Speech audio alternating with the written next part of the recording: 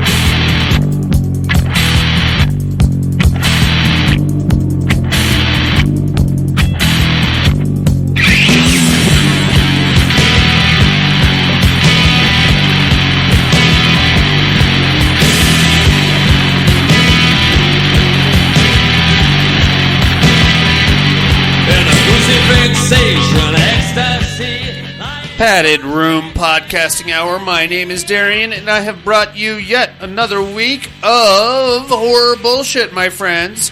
My main man, Buddy, is in the house. Hey, what's up, man? What's up, Buddy? Oh, you know. I do know. I thought I knew. Yeah. I don't know if I know, actually, now that you mention it. What do we know? I don't know. I don't know what I know and what I don't know. Hey, you're not going to believe this. What's up? I saw Cowboy. Did you really? Yes. Oh, yeah. It's been forever since I seen him. No shit. Oh, shit. I was supposed to bring some spicy nuts and pecans and crap, and I left him in my work bag. You motherfucker. Oh, man. Okay, so I got to make sure I bring him in next week. But yeah, he had him in his truck, and he's like, oh, yeah, I got these. It's like, oh, yeah, I'll bring him to the podcast. I can't wait to have Cowboy's spicy nuts in my mouth. Right? all up in my tongue. Sounds amazing. I'm gonna cup them. I'm gonna jibble them a little bit, and then I'm gonna put. Yeah, but it was very cool because I hadn't seen him in so long. Yeah, man. Yeah. How come you guys don't see each other anymore? At first, I thought it was because our receiving shipping department completely got separated. It used to be both shipping and receiving in one door. Right. Well, now it's separated, and he would be in our shipping area. Right. So that's clear on the other side of the building. But it turns out his whole route changed, so he's got a different route than what he usually has. Oh. It's in Moya area versus not Sparks, but the Reno area where we're at. Okay. So that's why. But this day we had a crap ton of trucks just going in and out, just picking up a bunch of freight. So he was one of the guys. So okay. Yeah. I'm into it. Love me some Cowboy. Yeah, me too. Right on, man. Good times. I'm dealing with a pinched fucking nerve. Whew. Buddy. Man. It's getting better. That's good. So here's the thing. I can't do anything. You know what I mean? I can't run. I tried doing a supernatural workout. You know what that is? No, where you pretend to work out? Kinda. You put the VR goggles in. Oh, okay. And then you basically, it's like somebody's hurling balls at your face. So it's like a Tuesday night at Darren's house. Yeah. Balls at your face, and you got to swat them, and there's a boxing thing where you got to throw punches and all that shit. Well, you had me. I would have done that until you started saying the rest of it. It was fun. It's fun. It's a fun thing to do, but it's an ass whipper of a workout too. Wow. You get all kinds of sweaty. It was fine. I did good. I was sweaty as shit, and then that night I woke up at 3 in the morning and I couldn't move. I was like, oh wow, fuck, shit. Came out, tried to sleep on the couch. That didn't help. Took, I think, a literal fistful of ibuprofen. And, of course, that takes 9 hours for it to kick in. Right. So I'm eyeballing the vodka. You know what I mean? Yeah. I'm how many of those edibles do we have left? Because this is not happening. I feel like I'm getting a pinched nerve listening to this. That's what I feel like. Right? Now that you can empathize, my man. Yeah. Right on, dude. Well, we got a regular horror show to get into here, Killer. Mm-hmm. We got horror news, listener mail, all the usual shenanigans. Let's kick it off with a little of the old horror news, buddy. Oh, yeah.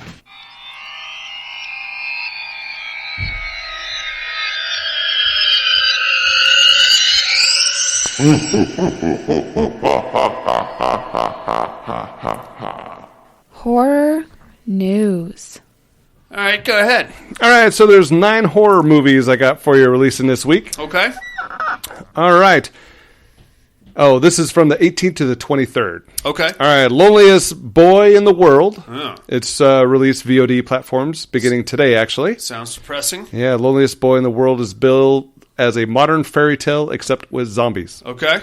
School for Good and Evil, set to open doors Wednesday the 19th. I think that's a Twinnie thing. Yes, it is. Okay. School for Good and Evil for Netflix. Uh-huh. Bringing iconic fairy tales into the real world. Oh, boy. Shudder. I'm excited for this one. Okay. You probably heard about it, but it's the 5th installment of VHS franchise. Yes. Yeah. 99. Yes, VHS 99 is coming to Shudder October 20th. I'm super excited for that one. Me too. I'm waiting for a VHS box set. Oh, yeah. That's what I need. The Blu-ray VHS box With set. all of them. Well, yeah, but as soon as I buy that, they're going to put out another one, and I'm going to be fucked. fucked. You just got to keep waiting until... Fucking ass. I need you to until we stop fix this making stuff. those movies and then put out a box set and promise me you're never going to make another one of them. Yeah. Not going to happen. What they should do with Halloween is make a coffin case because there's so many of those. Yeah. Just give you like an extra 5 or 6 slots at the end. So that you can purchase them as they come out. Right. Stick them in there, yeah. Mm-hmm. Wendell and Wild. It's a spooky Halloween first movie. Comes to select theaters on the 21st. Okay. Classic 1980 slasher type movie, Terror Train, starring Jamie Lee Curtis, is getting a remake this Halloween season with Tubi. Yeah. Yeah. That's coming out this Friday. Okay. Aliens are headed their way to the Arctic in the upcoming sci-fi invasion /back in theaters, limited theaters, digital HD VOD platforms on the 21st. Okay. Thomas Jane, The Mist, Yeah. and Predator becomes a badass vampire hunter in the upcoming Slayers, Okay. a comedy action horror film. I like Thomas Jane. Yeah, I do too. That's coming on demand and digital this Friday, Righteous. 21st. I'm into it.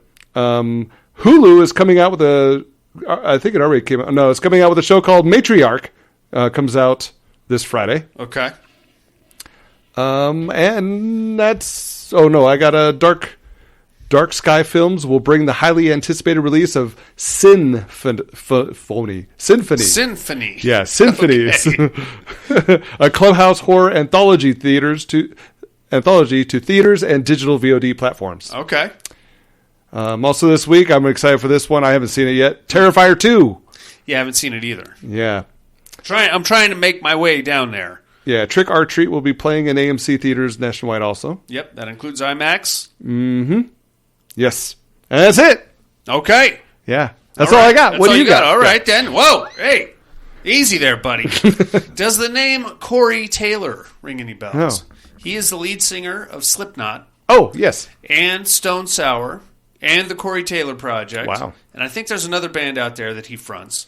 And he is a crazy horror fan. Okay. And he has just purchased Famous Monsters from Filmland magazine.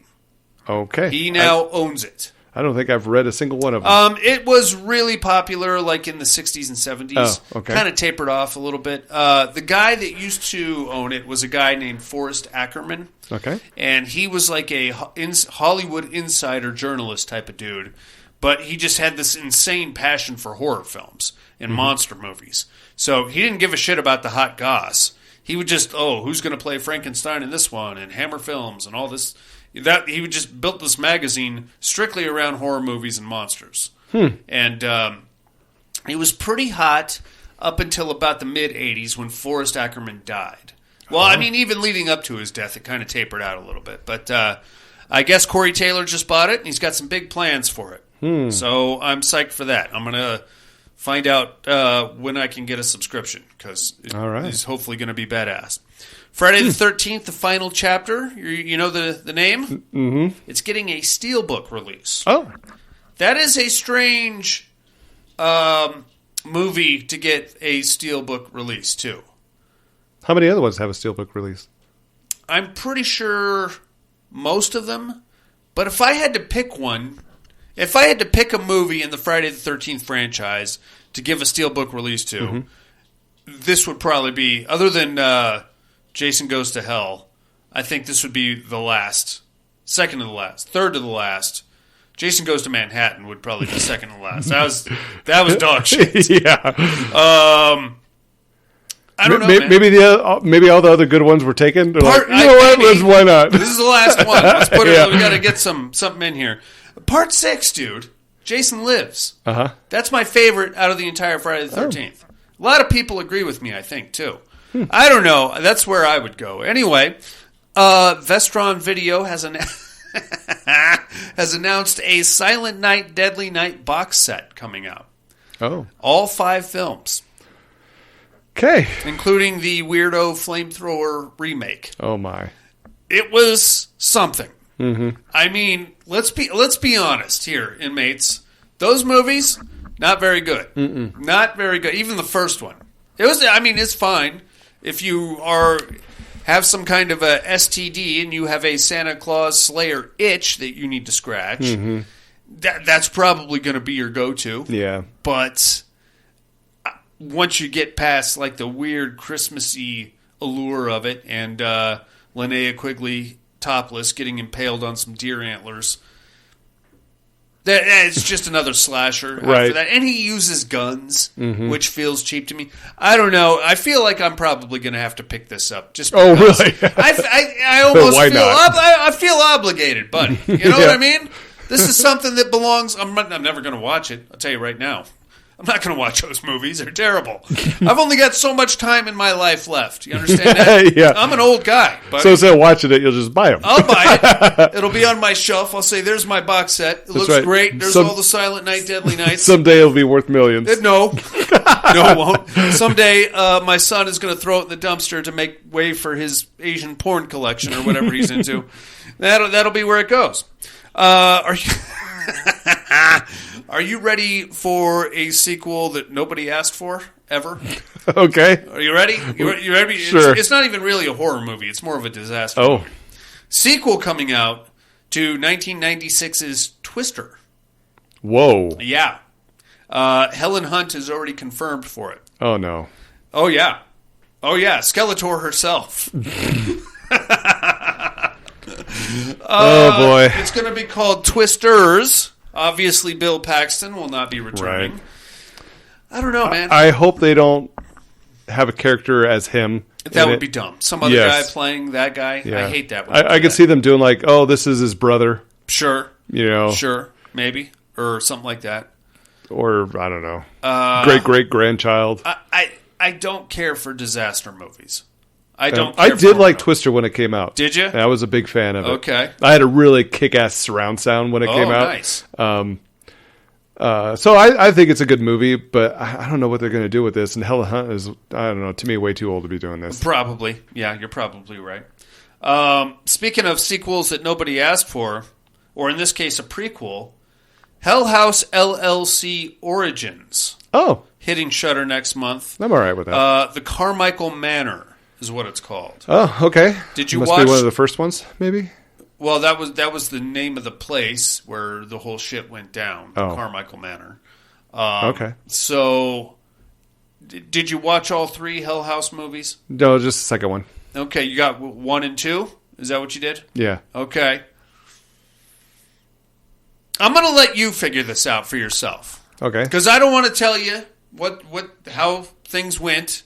You watch all 3 movies, all 4 movies when this one comes out, and then you tell me what you think. Okay. Because the third one is a bit of a thing. Oh, really? It's a... they tried to go to some places where they probably shouldn't have gone. We're going to go where no one else has gone before. Pretty much, yeah. We're going to... you know what? You watch it. You watch it, buddy. All right. You watch it, and you tell me what you think. That's all I got on the horror news. You ready for some listener mail, amigo? Let's do it.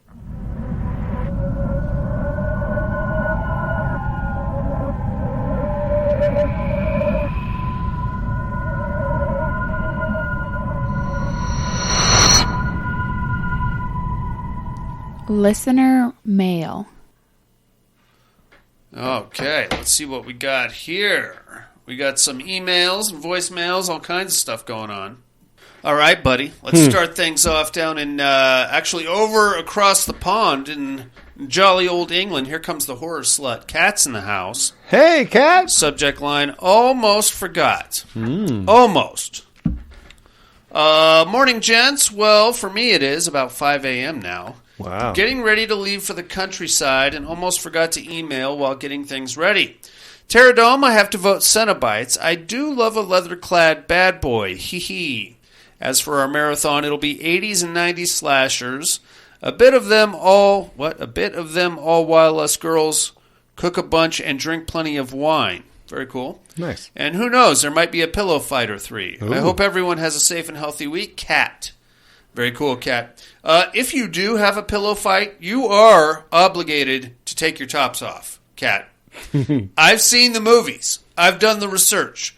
You have to let the girls out if you're going to have a pillow fight. That's right. And one of the pillows has to come open, and feathers must billow out into a lofty kind of a billowy, erotic. And if you guys end up making out, that's cool too. Yeah, that's a bonus. I'm not going to say no to that. Let's get back here to Reno, Nevada. Here comes the cowboy. Hey, cowboy. Speaking of which, subject line votes. Evening padded room. Hope everyone is doing well and made it in tonight. Quick email as I've been down today with contact and eye irritation. Oh, shit, man. Sorry. Pterodome going with the Cenobites. Yes, sir.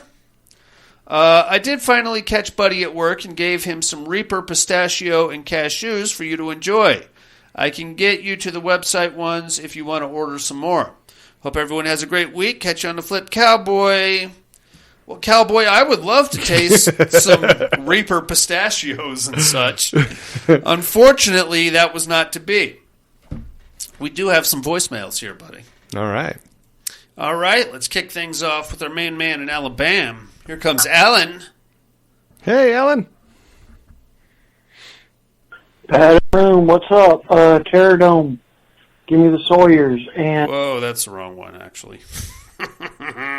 Let's try again, Alan. Why does it keep doing that? Room, what's up? It's your boy, Alan. What's Hope up, everybody's doing good. Pterodome, of course, give me the Monsters. Of course. All Dracula has to do is go miss, and what are the Cenobites going to do? Anyway, Darian, are you the Witchfinder General? That's kind of what it sounds like. You got me. It's got to be something about hunting witches. You nailed it. Anyway, hope y'all are doing good. Talk to y'all later. Bye. The Witchfinder General, buddy. Have you ever seen that? Nope. Vincent Price at his most rapey. Oh. And he is a classic gentleman. To see him get all rapey with chicks is kind of unnerving. Yeah, it's weird. But it's actually a really good movie. All right. Thank you very much, Alan, for calling in.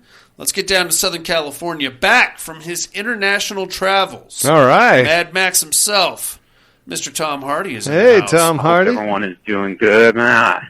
Good to be back. Good to have you back. Yeah. So I was able to catch up on the padded room past couple of days there, right. and Cool. man, it sounds like some shit's been going down in there. But, hey, let me get on to the Terror Dome there. Okay, what do you got? And I'm going to take the Silent Hill Nurses, of course.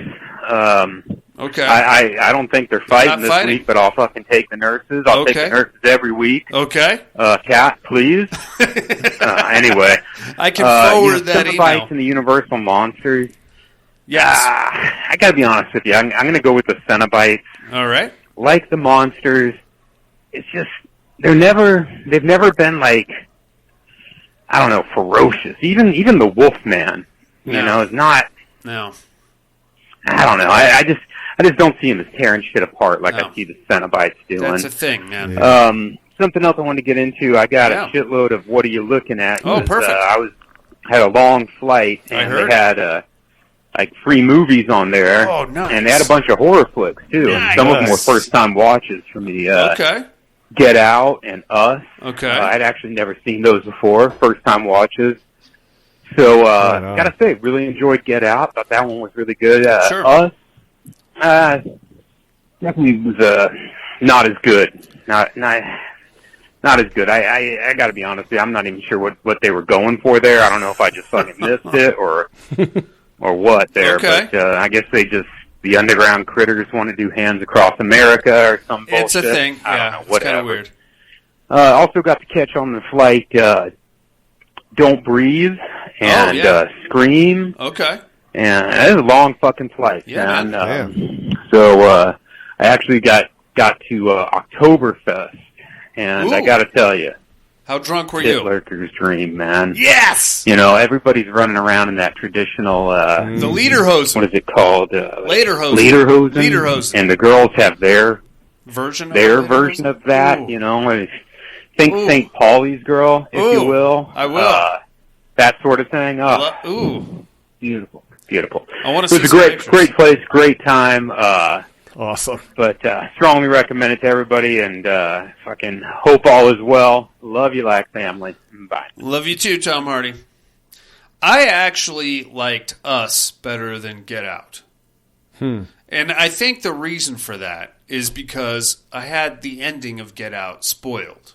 Oh, So once you know what's going on, yeah. it kind of loses its luster a little bit. Us, I thought, had some pretty cool. The family was creepy as shit. The other family. Have you seen Us? No. Oh, okay. Well, I won't spoil. But I thought there was some more. I felt like Us was more of a horror movie than Get Out. Oh, Get Out was more like a weird. Well, you know how it goes. Anyway, he called back. All right, that was my fault. Sorry about that. I forgot. I had something on the horror news for you. What do you got? I don't know if you guys have already talked about it, but Ted White, kind of a stunt man, who's probably best known for playing Jason Voorhees, and what a lot of people think is the best Friday the 13th Part 4, the final chapter, I'm going to disagree. has passed. I don't know if you read the news there, but apparently he had died. Oh. So there's my horror news. I don't generally have none, but finally I got something for you. Okay. Anyway, let's try this again. Bye. Love you, Tom Hardy. That's the thing about getting old, man. All of our heroes are dying. I know. It's a motherfucker. How much longer do you think Arnold Schwarzenegger has?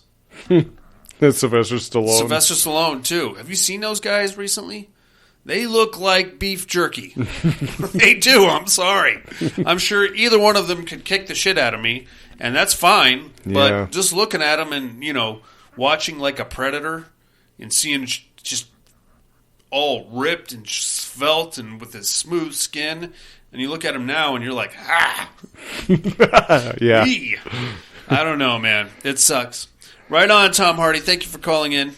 Buddy, do you have anything for Tom Hardy, Alan, Kat, or the Cowboy? Thanks, everybody, for calling and writing in. Absolutely. Your votes are locked in, inmates. We've got a movie to get into. You ready for this? Mm-hmm. Let's do it. I can tell you like it. I love it. It's perfect. About the deposit, I'll agree to waive all the deposit stuff. You just give me the first month's down, we'll call it a day, all right? It's hard coming up with all that money. It's going to work out. You're not the one with $84 in the bank account, and I checked it right on Monday. You know what you should do? Hi. I'm calling in regards to the babysitter flyer posted outside my dorm. Tonight's big eclipse is now well underway. I feel a little weird just dropping you out here in the middle of wherever we are.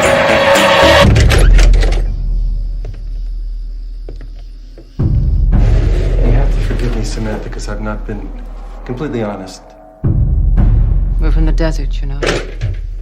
You see, we actually don't have a child. They lied to you. I know. Okay, I know you're right. But it's $400. This equals first month's rent and then some, and all I have to do is sit inside and watch TV. This is huge. This one night changes everything for me.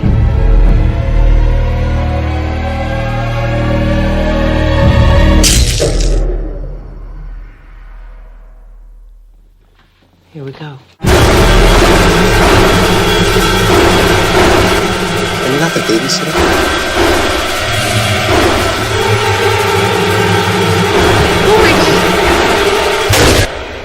Talk to me, boy. Talk to me.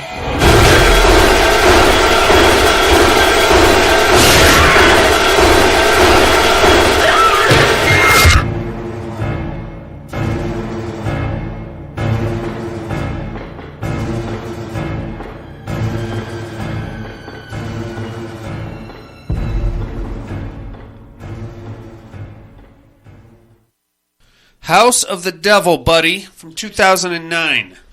This one Yeah. got 6.3 stars. Written and directed by Ty West. Has an R rating. Stars Jocelyn Donahue, Tom Noonan, and Greta Gerwig. Okay, so I would say that this is a good movie. Now, I don't look at me like that. You're giving me the stink eye already. Oh man. Here's the thing. I would put this in sits in the rarefied air of good movies that should probably only ever watch one time. Because if you're watching this for the first time, it keeps you, I feel like. It keeps you engaged. It's very slow moving is the problem. But if you don't know what's coming, then there's enough to keep you moving through it. You know what I'm saying? Okay. So this was my first time watching it. Okay. You didn't care for it. No. Why not? Just too slow. Way too slow. I found myself hitting the fast forward on a lot of the scenes just to get to a point of contact somewhere. Okay. It's like she's like walking around, and it's like a 30-second walking around. It's like a 3.5 minute of her just walking around. Yeah, so I would fast forward it just so I can get somewhere. I get that.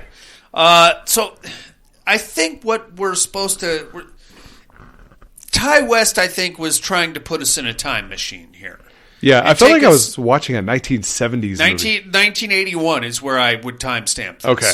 And like right from the word go, it feels like a 1981 movie. Yeah. Like the music, it clearly is set in the early 80s. The cars, the pizza parlor, the music they're listening to, the Sony fucking Walkman the size of your head that she's got clipped to her belt. Yeah. I mean, I did get a couple chuckles. I'm like, I see what you're doing. Yeah, it's but not just the setting, but the movie itself. The pacing, the style, like even down to the font of the credits. You're right. Very 80s. Like even like the opening sequence as she's walking through campus and we're getting those freeze frames of her. That's a very 80s cinematography. Yeah. That you know what I'm trying to say. I don't know what I'm trying to say. There's a word that I'm looking for and I don't know what it is. So our story starts with a college student named Samantha, and she has had about enough of her dorm roommates' bullshit, and she would like to get her own place out in town. So she has found the perfect apartment, which is going to be rented to her by none other than Dee Wallace, buddy. Yeah. Horror royalty. Yes. Dee Wallace. You'll know her from...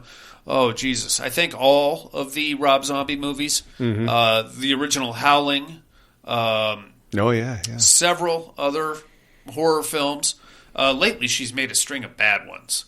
Well, just because, I think she's got bills to pay. Yeah. That's not her fault. She just kind of cashes in on it. She's going to rent her the apartment. It looks great. Samantha wants in. She can't afford it, though. It's the problem. She's got like $80 in her account. Dee has given her till Monday to come up with the rest. She's waiving all the deposits. She just wants the first month's rent, and she can move in. It's beautiful. So now Samantha has to come up with like $200 by the end of the weekend, or she's going to miss this apartment. Yeah. So she's desperate. She goes back to her dorm. She goes past the little job board situation, and she finds a flyer for somebody looking for a babysitter. Yeah. Money in the bank, baby. It's easy peasy lemon squeezy. Absolutely. She takes the number. She calls it from a payphone. When was the last time you saw a payphone in the wild? Man, it's been a while. Right? I saw that, and I was like, I remember those days. So looking at it, it immediately took me back to Meadowood Mall, probably my sophomore year, when all the kids had pagers. Oh, yeah. So you had to have a minimum of like $3 and quarters on you at all time to call your parents when they paid you. Yep. Call whoever knucklehead friend paged you. You're getting they're at a payphone themselves, so you got to call a different payphone from your payphone. Yeah. There's a whole fucking ordeal, dude. Yeah, especially when in that scene where the phone rings right back, I'm like, oh my gosh, I remember that. Oh yeah, and it was something I totally forgot about. I mean, payphones is like, oh yeah, I remember the payphones. Yeah. But to actually wait at a payphone for the phone to ring. Oh man, I forgot all about that. Yeah, well, I mean, you went to high school about the same time I did. Pagers, baby. Yeah. You page somebody with the number from the payphone, they call you back, and now you're golden. Fucking payphones. Yeah. God, our kids will never know the struggle. No kidding. Of waiting behind like the gossip queen in line at the payphone while she's like twirling her gum and I don't know if I want to go to work today, and you're like, lady, I gotta call my mom to come get me, okay? And she's like, nah. Or call a number for the weather. Yeah, remember that? Yeah. That was our move, because, like, I had my own line in my bedroom, and my girlfriend had her own line, but neither one of us was allowed to be on the phone after, like, 9 o'clock. Right. So the move was I would call the weather line, and then I would use the, what do you call that? The multi-line thing? Oh, two-way calling. Yeah, two-way calling, yeah. To call her, and then that way... her phone wouldn't ring, or she would pick it up before it rang, but it had to be at like 9:14 on the nose when I did it, and then we could be on the phone together for like an extra hour or so before we get before. I was listening to the weather for 45 minutes before somebody's parents got wise to us. The fucking phone stunts we used to pull. Stupid kids, man. Anyway, so yeah, she calls a number. She talks to an old guy. He's like, okay, I'll meet you in front of the Student Resource Center. And she's like, you mean like right now? And then the line just goes that dead. was weird. Yeah, so she's like, I don't know. So she goes like back to her room, catches her roommate having sex with some loser, gets a bunch of library books. The sock was on the door. The sock was on the door, which is international code for I'm having sex with a loser. I had I traveled with my own socks. Oh, yeah. Because I was the loser that they were having sex with. That's funny. Do you have a sock? No problem. I've got one right here. That's right. Some people hand out condoms. We hand out socks. I have socks. I need to make sure that your roommate stays out and knows that there's a loser in here that you're having sex with. Anyway, she's like, shit. She gets her library books, takes her library books back. Basically, she's running some errands on her way to the Student Resource Center. Gets there, the dude never shows, and she hangs out for like an extra hour or so waiting for this guy to show up. Rude. So she's like, fuck. Calls her best friend, Megan, played by Greta Gerwig. They meet at the pizza parlor. Now this is where I get a little weepy-eyed, buddy. Yeah. I miss the old, greasy pizza parlor. Right?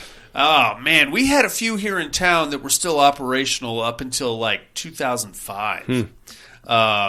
You know, you had the red plaid tablecloths. Oh, yeah. Had the little arcade thing in the back room where kids could go fuck off. We had one in Washington State that played black and white movies. Nice. Yeah. Very nice. Or silent movies. Sorry, not black and white, but silent movies. Okay, yeah, very cool. That was just awesome. Yeah, that sounds awesome. And you'd always have like the odd softball team in there getting hammered after a game. Pitchers of beer flying around. Pizza usually sucked, but it was dirt cheap. Yeah. So who cares? Yeah. You know what I mean? Right. They meet at the pizza parlor. She tells Megan what happened, and Megan's like, oh, you should go take down all of his flyers because he stood you up. And she's like, no, let's not be crazy. She goes back to her dorm room where her loser friend, her friend is there. The loser is gone, but she's like, oh, what time is it? Oh, by the way, some guy called for you here and left a message. It's the guy with the babysitting gig. So she calls him back, and he's like, look, sorry I missed you. It's like this sweet old man sounding kind of a guy. Sorry I missed you. Look, I'm very desperate. Can you do it tonight? And she's like, yeah, sure. And he's like, I'll pay you double. Just come. And it's one night. I'll pay comes out to like $400. Oh, yeah, for the whole night. Yeah. Just one night. We're desperate. If you can come do it, then I'll pay you double. She's like, yes, I'm in. Let's do it. So she calls Megan. Megan drives her out to the actual house. Big, creepy house. Looks like a museum. Yeah. Megan's like, oh, shit. I don't know about this. They go inside and start talking to the old guy. And this is where we find out that there was kind of a bait and switch thing going on, buddy. Yeah. There is no baby to sit. They would like her to stay there to watch an elderly mother-in-law that is upstairs in the attic. And I don't know. I'm like, he spent so much time telling her how okay the mother-in-law is, and she gets around just fine. We just don't want her left alone. Yeah. If she gets around just fine, then what's the problem? Right. I don't know. But we just stay here in the house and, don't even bother going up there. You don't need to go up there. If she needs anything, she'll come down. Here's a number for a pizza place nearby. Here's a number to reach us at. And here comes my wife, his wife, played by Mary Warrenoff. Do you remember her? Night of the Comet. Oh. Chopping Mall. The Devil's Rejects. She was pretty big in the 80s. Okay. And looking at her now, you can tell she was pretty big in the 80s. You know what I mean? I wouldn't say she's held up well. She comes down. She's like, "Oh, darling, we're finally getting an evening away from Mother. She'll just love you, my dear. Come, let's be on our way." And then they get in a car and go. Mm-hmm. Now, from that's like, I would say probably the first half hour of the movie. Yeah. From this point forward, we're going to get a whole lot of nothing. And I get it. We're trying to stay with that early 80s pacing. Samantha basically does the exact same thing that I would do, which is just start going through their stuff, seeing what I could find, you know. Mm-hmm. It's a big, creepy house. There's all kinds of cool, like, billiard rooms and things like that. Oh, yeah. She's, like, sitting down at his desk and trying on his glasses and stuff, and what else are you going to do? There's no baby to sit. Right. You know? Plenty to explore. Yeah, so, I mean, maybe you got a porno stash around here I could thumb through or something, anything. Mm-hmm. And then eventually she finds the TV, turns it on, and we realize this is the night of a crazy lunar eclipse that's taking place, buddy. So watch out for that, too. Now, at this point, we're going to cut back to Megan.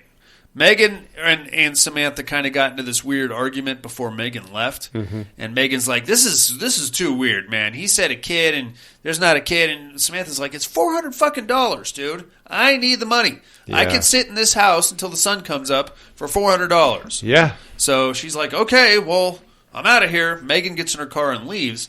She gets about halfway down the driveway, and then she has to pull over to light her cigarette, using the push-button cigarette lighter. Oh, I remember those. I remember those, too. Those get really hot. And I'm 99% sure you could use them while the car is in motion. Yes. So why we needed to pull over. It's basically as long as you... Well, actually, you know what? I think you could even use it if your car was off. It could be. It could be, yeah. They don't make those anymore. No. I don't think. Mm-hmm. That's... And it would come with its own little ashtray underneath it. Oh, yeah. It just popped out. Yeah. You could just be a smoking, driving son of a bitch, buddy. Yeah. Smoke your way around town. Maybe she was a terrible multitasker It could be. I can't smoke and drive. Look, this car doesn't move unless I'm smoking. Yeah. That's how it works. I know it's weird. I know. I'm craving a cigarette. I got to pull over. So my foot's going to be on the brake until this fucking thing pops up. Yeah. So she pulls over, and out pops A.J. Bowen with a lighter. He's like, "Hey, let me light your cigarette." Mm-hmm. She's like, "What the fuck are you doing here?" And he's like, "Oh, I'm just here to light your cigarette. You must have got lost or something." And she's like, "Oh, thanks for the light." And he's like, "Really cold out here." And she's like, "Okay, I'm going to drive off now." And he's like, "Well, I'm freezing. And, like, you know, can you give me a ride or something?" And she's like, "Okay, I'm going to go now." He's like, "Oh, well, you must be the babysitter, right?" And she's like, "Oh, I'm not the babysitter. I just dropped her off." And kablam! Boom! Yeah. He just pulls out a gun and blows her face right off her. Well, that's too bad, because I was hoping to see Greta Gerwig naked in this movie, and it was not to be. She's now out of the equation. And if you were starting to nod off during the film at this point, this is the wake-up. Ooh, oh, shit, okay. Yeah. This is a horror movie. I forgot for a second. Yeah. Thought this was like a weird treasure hunt kind of a thing. All right, so that's gnarly. That just happened. Now we're going to cut back to Samantha. More snooping around the house. Mm-hmm. More looking at goldfish. More trying on clothes and stuff. Eventually, she's going to break into a Sony Walkman dance montage, where she's kind of hip-hopping around and playing pool with her headphones on. Yeah. Unfortunately, she's not really paying attention to what she's doing, and she knocks over a vase in her little dance party there. Now, I'm going to cut to the chase here, buddy, because this is an hour and 35 minutes, and probably a good hour of it is just suspense and build-up. Yes. Some of it works, some of it doesn't. This didn't. We're spending an awful lot of time of her turning on and off light switches, you know, and looking at herself in the mirror and things like that. Yeah. Okay. Eventually, she starts to hear noises from upstairs. She kind of freaks herself out a little bit. She's like, "Oh, just relax, relax, relax." She calls the pizza number that they left her. Now, you could tell that was A.J. Bowen's voice on the other end of the line, right? It was pretty obvious. Yeah. But her character, Samantha, had not met A.J. Bowen yet, or whatever character he plays. Right. So I'm going to write that off. She's like, hey, give me a pizza. He's like, yeah, $8. We'll be right there. Okay, perfect. More noises from upstairs. She's really starting to freak herself out. Eventually, she hears like a loud thud. Mm-hmm. But that, like the upstairs mother-in-law's apartment is like, there's the apartment, but then there's a stairway that goes to the apartment, and the stairway is locked. Yeah. So she can't even get to the front door of the apartment. Right. So she hears a thud. She goes to check on the mother-in-law. That door is locked, so she's like, oh, fuck. Goes and tries to call the emergency number. Mm-hmm. Now, apparently, this is like some kind of weird emergency answering service to where you call them, you hang up, and then you wait for them to call you back. Because that's exactly how it goes down. Yeah. And again, this time, it was rather obvious to me that it was Dee Wallace calling her back. Mm-hmm. And she's like, this is for emergencies only. And she's like, oh, sorry, I think I'm just freaking myself out. Never mind, don't worry about it. She's like, okay, well, don't call again unless it's an emergency. Okay, sorry. Now the pizza guy shows up. It's A.J. Bowen. Right. She throws $10 at him, takes her pizza, and runs back inside. Starts eating the pizza and immediately gets like a weird, this pizza tastes like shit kind of rinses her mouth out and throws the pizza away. Obviously, they put something in the pizza. Right. Because this whatever cult is now controlling this entire environment for her. Okay. Interesting. Eventually, she hears another thud, so she goes and tries the door. This time, the door leading to the staircase is open. Mm-hmm. So she goes running up the staircase, knocks on the door. She doesn't open the door because the door to the apartment is closed, but we pan inside, and there's a bunch of dead bodies in there, like encircling a pentagram. Right. Now, am I completely out of my mind in assuming that the dead bodies that were in there in the pentagram are actually the people that lived in the house? Yeah. That's what you got, too? That's what I got. Okay, very cool. So that's pretty creepy. Now she's poking around again. She sees a picture in a frame, and it's like some old people getting into a car.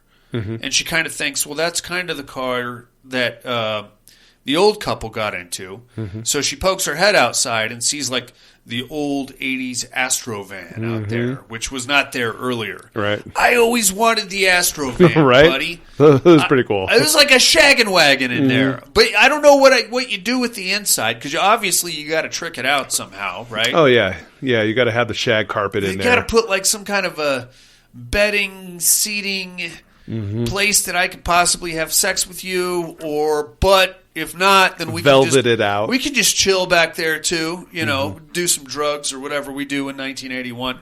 I don't know, man. Those are hard to come by these days. Oh, yeah. From what I understand. They're collector's items. Yeah, and if they're all tricked out like that in mint condition, they're worth quite a bit. Oh, yeah.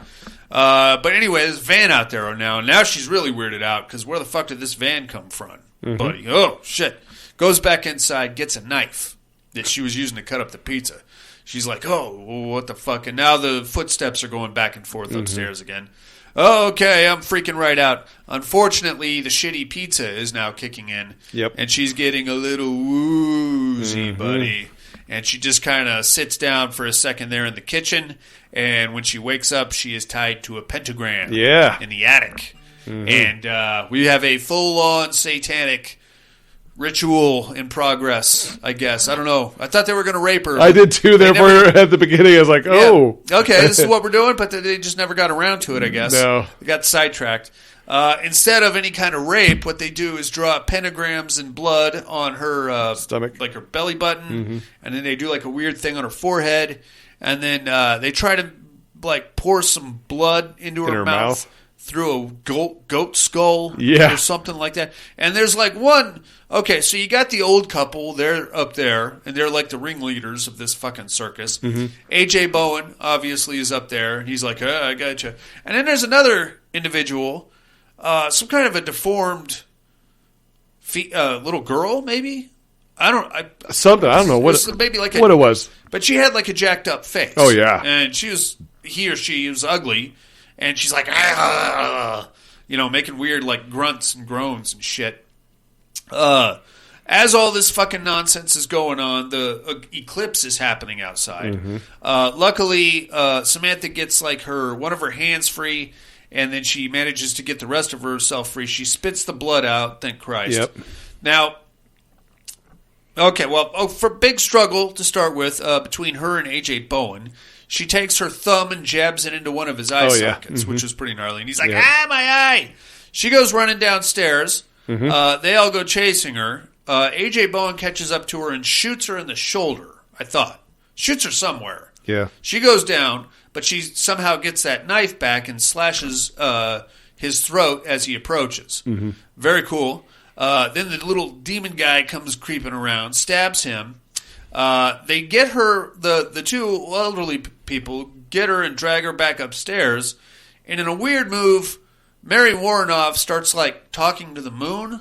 She's like, oh, please, we have to do this, we have to do this. She turns her back on Samantha, who then stabs her in the back and killing her. And then Samantha hauls ass outside where apparently there's a cemetery right out there. She goes running out there. Tom Noonan follows her, and he's like, hey, it doesn't really matter what you do now because we already did what we had to do. So we just, just waiting. It's just a waiting game now, and Yeah. you can kill me if you want. I don't care. By the way, Samantha now has A.J. Bowen's gun. Right. So she's like pointing. She's doing a weird thing where she points the gun at Tom Noonan, and then she points the gun at the moon. Like, I'm going to shoot the moon. Yeah. You're not going to shoot the moon. No. You could try, but It's not even going to come close. It's probably just going to break somebody's window or something. Yeah. It's kind of stupid. Anyway, eventually she's like, well, I'll show you, you fuckers. So I think what I gathered from all this, buddy, is that they're using her to birth some kind of an antichrist type of a dude, right? So am I to believe then that the blood on the tummy somehow seeped into her cooter, and that's how it got, that's where it started? I don't think it. I don't know where else it would come from. I think it was just a ritual. I don't think it was supposed to go into her cooter or anything. Some kind of an She was just supposed to swallow the blood, and that's what's going to give it life or whatever. Okay. I don't fucking know. Trying to be the last-minute hero, she puts the gun to her head and blows her own brains off. But then Tom Noonan's like, no! And then we cut to the prologue of her waking up in the hospital. She's not dead yet. All bandaged up and pregnant, apparently. Yeah. And that is pretty much House of the Devil, buddy. Now, I realize that was a very short summary that I gave you. No, because I would have liked that version. I gave you the story points that you need to understand this movie. Yes. Now, there's a lot in between all the stuff that I just told you about that is intended to build tension and suspense. I think if you with the music and all that, and like the dark and the footsteps and all that shit, I think if you're our age or maybe even a little bit older and you can kind of see this through 1981 eyes, you might enjoy it. Maybe. I loved it the first time I watched it because I was just like, fuck me, look at this.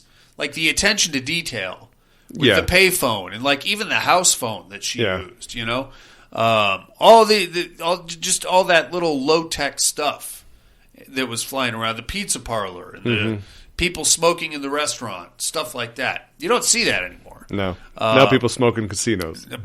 Even then, people are like yelling and screaming at them as they do. But it hit a nostalgic nerve for me. I loved it the first time I saw it. I realize now that I wasn't watching it as a horror film. I was watching it as a nostalgia film. Yeah, like a 5-year-old that used to sit in front of his dad's TV and watch what he was watching. Something not that dissimilar from this. That being said, if you can muster the patience to endure the wide-angle shots of goldfish and the constant Samantha looking at herself in the mirror and, throwing cold water on her face. If you can sit through that, then you might enjoy this movie. You might enjoy it, yeah. It could have been knocked down to about 45 minutes, I would say. You didn't like it at all? I wouldn't say, like, at all. It's okay. It's meh. Give it a meh? Yeah. I understand. Yeah, would IMDb give it 6 something, 6.3? 6.3. Yeah, 6.3. I'd say probably like a 4.8. Okay, yeah, that's fair. That's fair because I did like the nostalgia stuff there. I mean, you know, it is neat to see that kind of stuff. You know, the pay phones and the pizza parlor. I totally like those parts. Probably the best. Sure. But then it's just too slow. If you're watching this as a horror film, it's very difficult to keep your attention. Yes. You know what I mean? And that's how I went into it. You get into it and you're thinking, okay, this chick just needs a job. Mm-hmm. Like, I would say 40 minutes go by before anything even remotely unsettling happens. After that. You know, she gets stood up on the meeting. Mm-hmm. Inconvenient at best, not scary. No, kind of a dick move. Yeah, but dick moves don't make horror films, right? You know, I don't know, dude. I say if you haven't seen it, watch it once. Let us know what you think. I would love to get a third or fourth or fifth opinion on House of the Devil. The Padded Room 2011 at hotmail.com or the mental health hotline area code 775-387-0275. Are you ready to take a break, my man? Yeah. Let's take a break. Mm-hmm. I feel like you need an energy drink.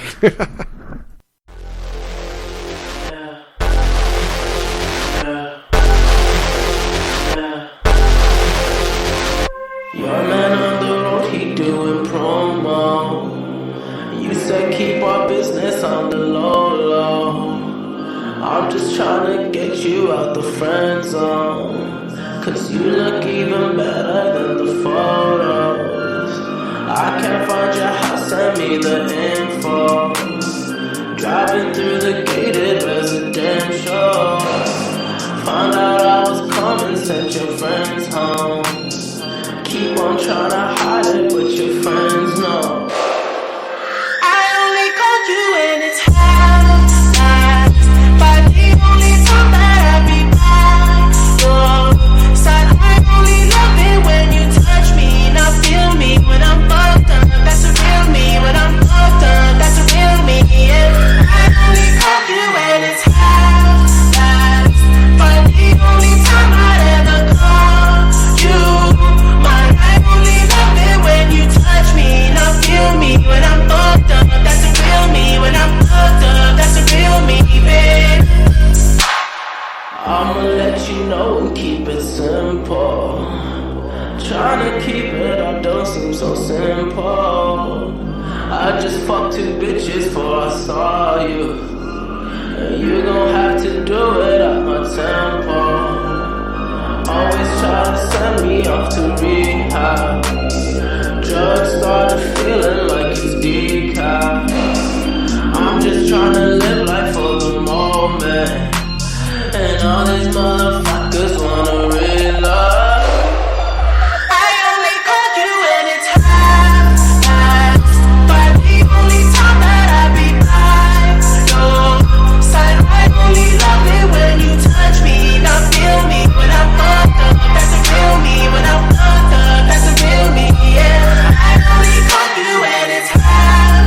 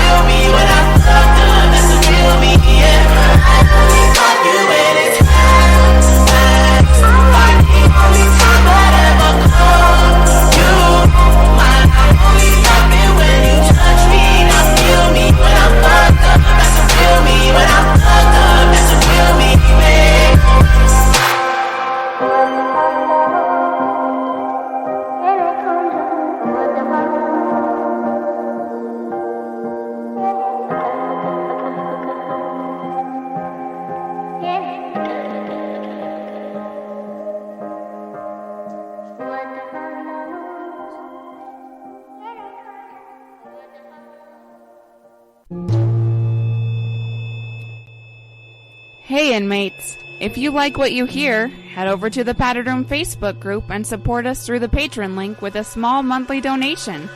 Check out the T-Villain link at paddedroom.podbean.com and grab some t-shirts.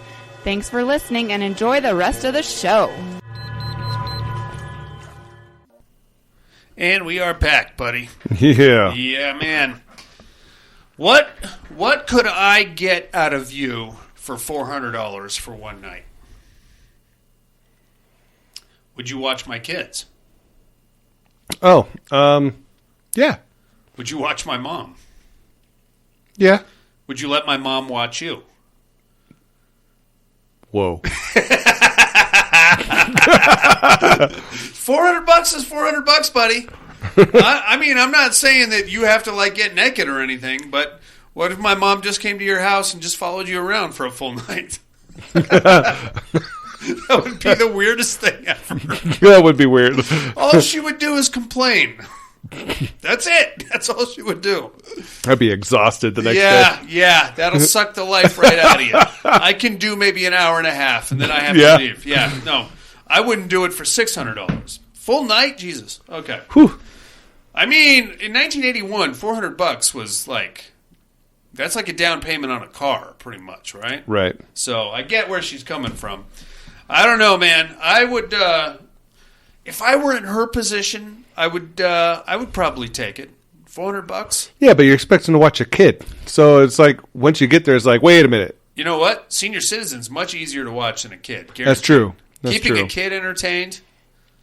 Yeah, I would have asked. Okay, so why is it not a kid now all of a sudden? I would like red flags would have been thrown up. It's like, okay, fine.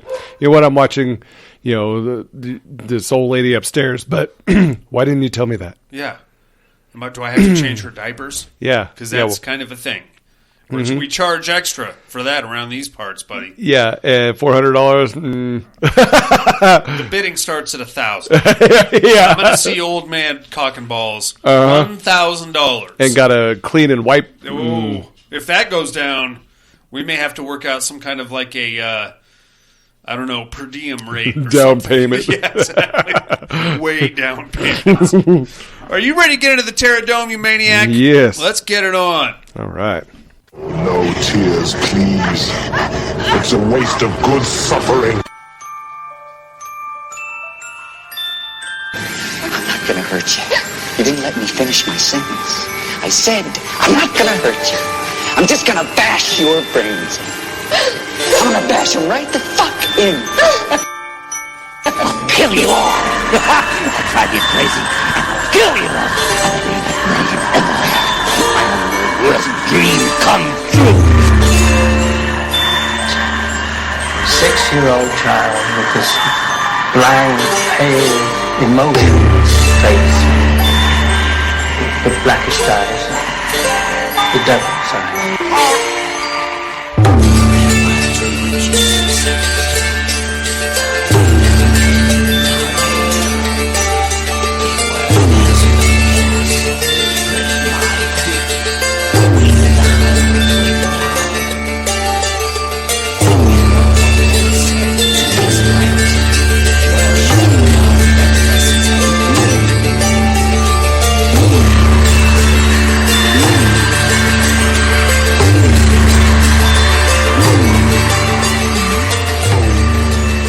Welcome to the Terra Dome. First, last week's winner, buddy. Mm-hmm. Team's competition. We had the Cenobites versus the Universal Monsters. Yeah.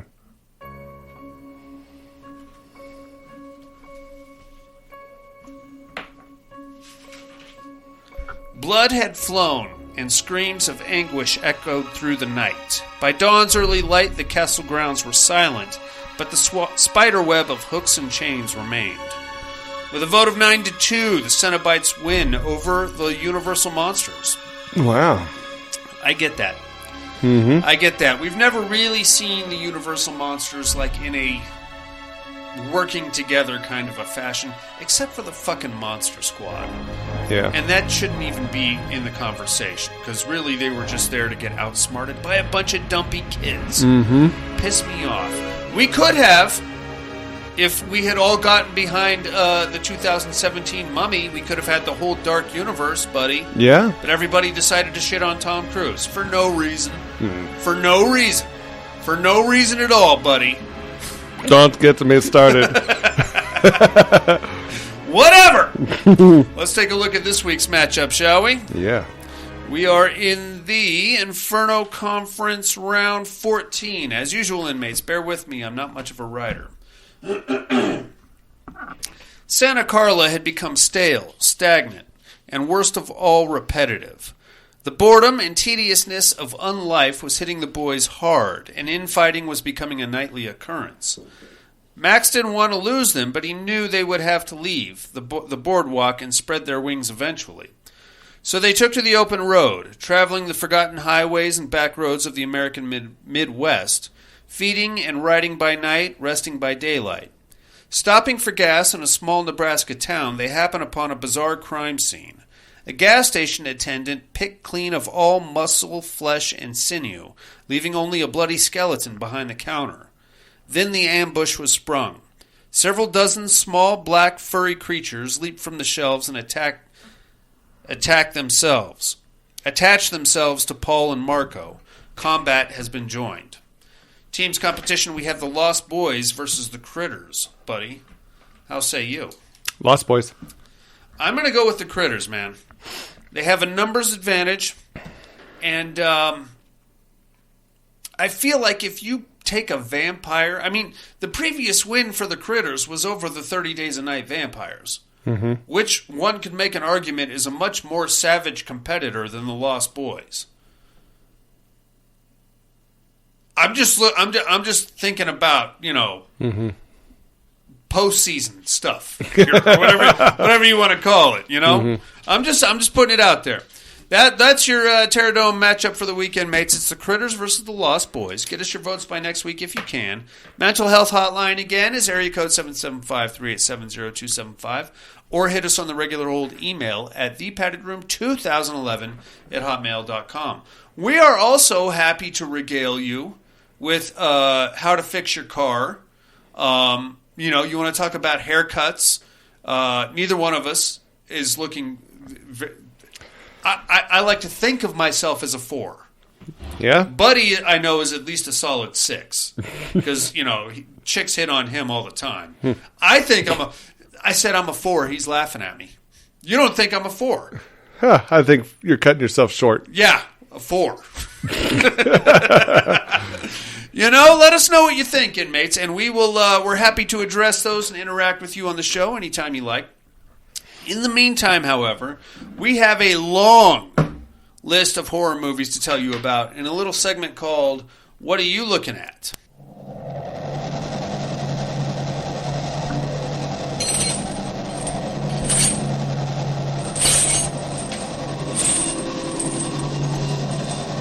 What are you looking at? Buddy, do us the honors. All right, so I got to check out Grim Cuddy. I was flirting with that. That was That's pretty on good. Hulu, right? Yeah. Okay. I liked it. That was a pretty good one. Okay, I was going to do that, but then I found something else on Hulu. Yeah. And I did that instead. I'll tell you about it in a second. All right. Run. Oh, yeah. Sarah Paulson. Yes. Yeah. That was actually pretty wild. Yeah, and it was kind of, I would say it was more like drama. Yeah. Yeah. Yeah. The Other Lamb. That one was ridiculous. It's basically like this cult leader. Okay. He's got a bunch of wives and then daughters, and then basically, makes his daughters eventually the wives. It's really weird. Yeah, as a cult leader should. Yeah. Yeah. Held. Held. Okay. That's like this masked dude that's torturing this lady. Okay. There's a little twist in there. It was pretty good. I mean, it was decent. I saw 100 Ghost Street, The Return of Richard Speck. Now, that one has a very nice... It's a silly fucking movie. Oh, it's terrible. It is, but it has a very nice ghost rape scene. Oh, yeah. That part I was okay with. Yeah. I'm not saying I'm okay with ghost rape, but that chick was hot. Yeah, she was. And you got to see everything you wanted to see. Yes, yeah. And If that's all you want to watch it for, watch it. Fast forward it. You could, one could squeeze one out to that scene. Yeah, it's almost like they took a little bit from Entity. Yeah, a lot from Entity, except she's much younger and in better shape than Barbara Hershey, I would say. Yeah. Yeah. High Rise. High Rise. So it's like the rich people are on top, the poor people are on the bottom. He's starting this like city building. It looks like a skyscraper in a sense. And of course things go haywire. There's anarchy going on in the building. Yeah. Hatching.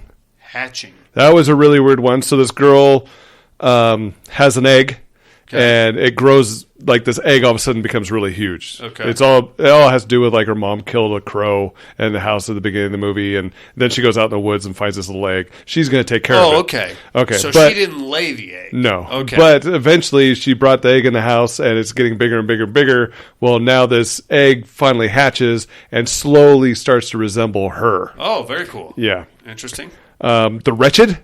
I like that. Yes. That's not bad. That would have been a good one for Witch Month. Oh, yeah, I agree. And that's it. Okay. Yeah, I actually got quite a few in there. You did. Look at you. Like he's got a day off or something.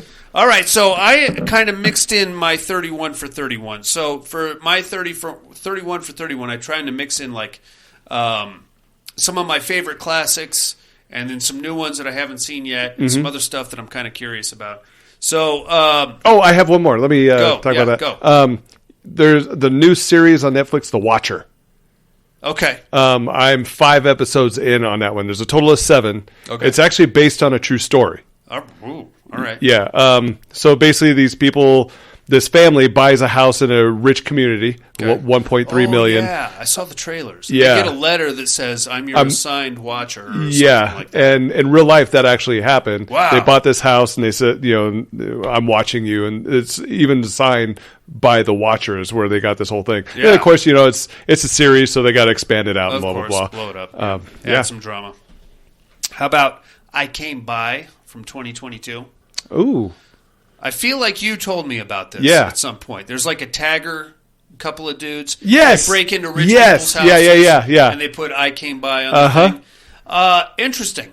Interesting right? show. Yeah. Ending is kind of fucked. Really could have gone dark. I mean, it did. Well, it did, but it really could have been worse. Well, yeah, but I mean, you're rooting for them to find the guy because his mom is looking for him. Oh, my gosh. And then his mom goes missing, and you're like, fucking, really? Yeah. And then finally, the thug comes in and rescues, but they're already they're gone. I don't want to give too much, but it was a good show. Oh, man, I really like that one. Ultrasound, 2021. This one was on Hulu. I don't think I've seen that one. So imagine, if you will, a hypnotist that can put... Oh, fuck me. I don't even know if I have this right. So basically... He's got like this stage show, and he goes to a high school, and he convinces one of the high school girls that she's in love with him. They go on to get married in a very inappropriate way, and this poor schmuck's car breaks down in front of their house. So he is like looking to get his car fixed. He goes in. It's a whole thing. Oh, wow. I can't even explain it because I don't know if I have it right. Oh, okay. You know what I mean? It's a whole ass thing. Deadstream. This one is hilarious. And I know you're thinking about doing it for immersion therapy. Don't. I'm going to give you the thumbs up. Oh, okay. Do it for immersion therapy. And basically, this fucking knucklehead is like a YouTuber, influencer kind of a guy. Okay. And his whole thing is that he does dares, like he's trying to overcome his fears. Okay. But all of his monetization got taken away after some kind of an incident. And now to get it back, he has to go stay in this haunted house for one night. Oh. And by himself. And he does, and he makes the biggest vagina out of himself. Oh, yeah? I have seen in a long time. It's actually quite impressive. All right. Hellraiser from 1987, that's one of my favorites. Mm-hmm. I did a double down on The Shining and Dr. Sleep. Oh, nice. Back to back. Here's something that a lot of people didn't notice. You've seen The Shining. Oh, yeah, love it. You've seen Dr. Sleep. Mm-hmm. Stanley Kubrick Shining. Yeah, of course. Yeah, fuck that other one. Stuart Ullman's office in the original Shining. Mm-hmm. At the beginning, Jack Nicholson walks in, sits down, he has his interview. Okay, now fast forward to Dr. Sleep. After Danny gets to whatever that Rhode Island town is. Mm-hmm. He gets settled in. He goes to the doctor's office after he tells him where to find his watch. It's the exact same fucking office, buddy. Wow. Everything down to like the placement of the pens on the desk, the American flag, the curtains behind him. Oh, sick. Where, what's his name? The guy, Danny Lloyd, the guy that played him, Ewan McGregor, is sitting in conjunction to Bruce Greenwood as to where Jack Nicholson was sitting to Stuart Ullman. That's pretty cool. It's exactly the same.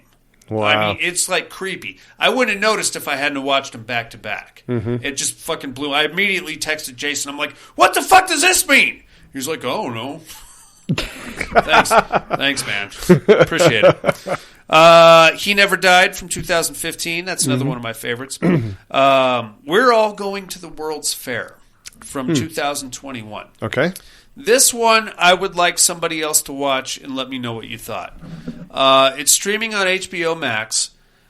Basically, it's about a online horror game, challenge/game, where you go to a website, you click a link, you say, I want to go to the World's Fair 3 times, and then you prick your finger and wipe the blood across the screen, and then after that, somehow your reality gets altered.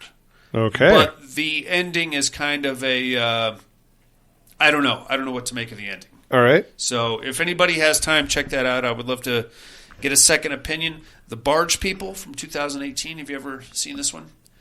Picture The Hills Have Eyes, but with fish people. Okay. It's a bit of a stretch. I understand that. But these are some gnarly fucking fish people. Okay. And they're looking to fuck some shit up. Wow. That, and lastly, Lovely Molly from 2011. Nice. And that is all I'm looking at, buddy. Very cool. How about some immersion therapy, then? Yeah.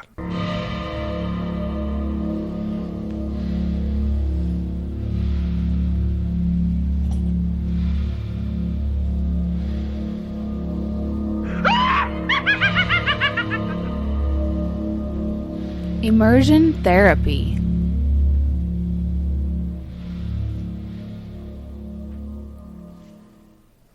So what do you think of Books of Blood? I liked it. Me too. Yeah. 2 hours. So yeah, it was a long one. You'll get that with an anthology. Anytime they can do an anthology and kind of weave them in and out of each other, the different stories and stuff, I'm always a big fan of that. Oh, yeah.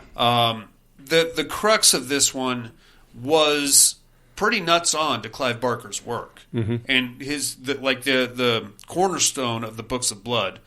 A lot of our favorite horror films came out of the Books of Blood. Candyman was based on a short story that was in the Books of Blood. Dread, Rawhead Rex. Wow. Yeah, I know that. I know that's a deep dive. There's quite a few other. Not Lord of Illusion, but there was another one.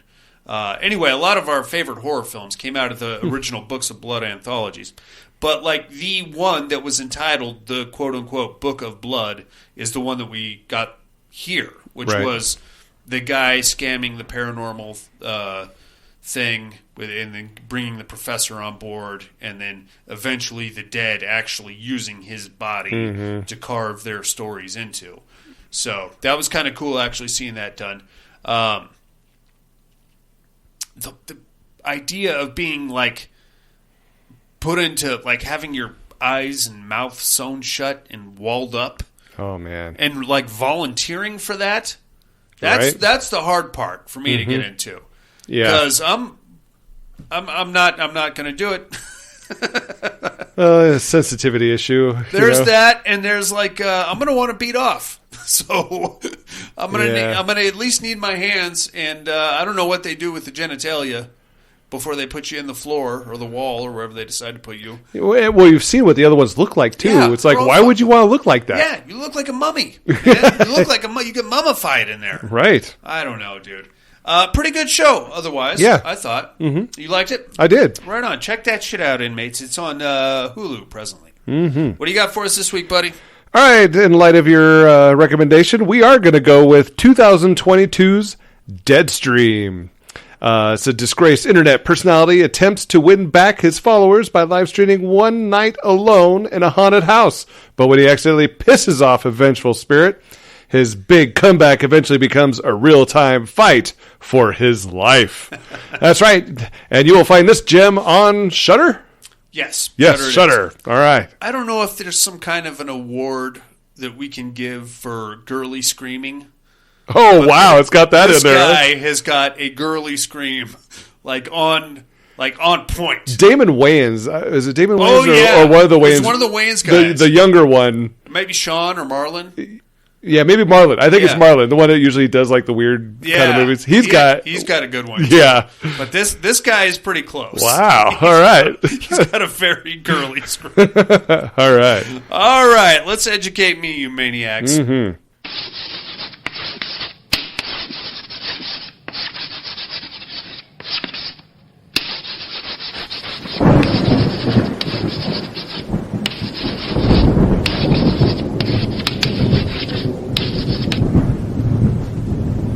Educating Miss Monica.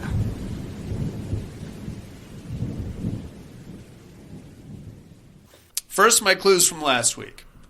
I am here to identify problematic people in your little village.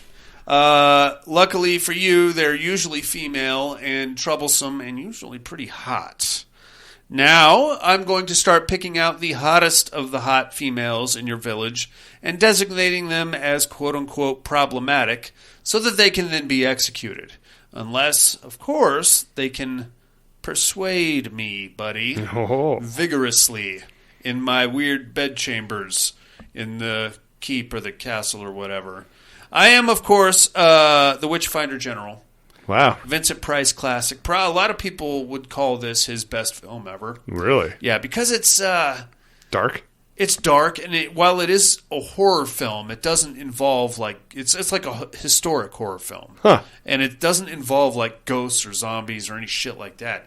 It's like a recreation of historic events. And the way the what do you call it? Maleficorum or whatever it is. Basically the field guide to hunting witches was written. So yeah, he went pretty dark for this one and very rapey too, which is kind of weird. Who might I be this week, you ask? Good fucking question, buddy. Well, buddy, I am an awkward young man. I don't smell very well, and I'm lonely. I live in a weird apartment, flat, hotel room kind of a thing in Los Angeles. And there's a bunch of struggling actors and actresses that cohabitate this building with me. One of them actually took a liking to me, and we started hanging out, and then I accidentally killed her. I didn't mean to. It might have actually been a suicide. It was a very strange set of circumstances. Now I've got her dead body in my bathtub, and I'm going to have to piecemeal it out. But what I'm going to do, in a weird way, chop her up, and I'm going to take each piece of her out on a little date and kind of get to know that piece of her before I throw it in a lake. Who might I be, you ask? It's a very weird movie. Tune in next week, and I will drop some knowledge on you inmates. In the meantime, I think that's about going to do it for me and Buddy this week. Buddy, you got anything else on the week, amigo? No. All right, well, join us next week for The Vitch. Yeah. The Vitch, closing out Witch Month here in October. Mm-hmm. Like, comment, subscribe, of course, wherever you found this show, inmates. That helps our visibility quite a bit. Do have a Patreon campaign running. If anybody gives a shit, you can find the link at support.paddedroompodcast.com, I think that's where you go. If not, just go to paddedroompodcast.com. There's a Patreon link right there on that. It'll take you right to our Patreon page. $5 donation gets you control of the month of December. A Padded Room t-shirt, a Padded Room travel mug, and that's about it, because I'm all out of porno. I gave it all away, buddy. Well, I threw most of it away because my wife got mad at me. So we can't have this shit. Deacon's starting to get curious. Right. Starting to explore certain parts of the garage. In the meantime, I guess that's it for us. For Jason Harrell in absentia, Miss Monica in absentia, Buddy, who did make it, disembodied girlfriends who get thrown into a lake one piece at a time, angry vampires and the various aliens they may encounter, babysitting even when it's not a baby, it's a senior citizen, and the Padded Room Podcast. Visiting hours are over. Bye, and have a great week.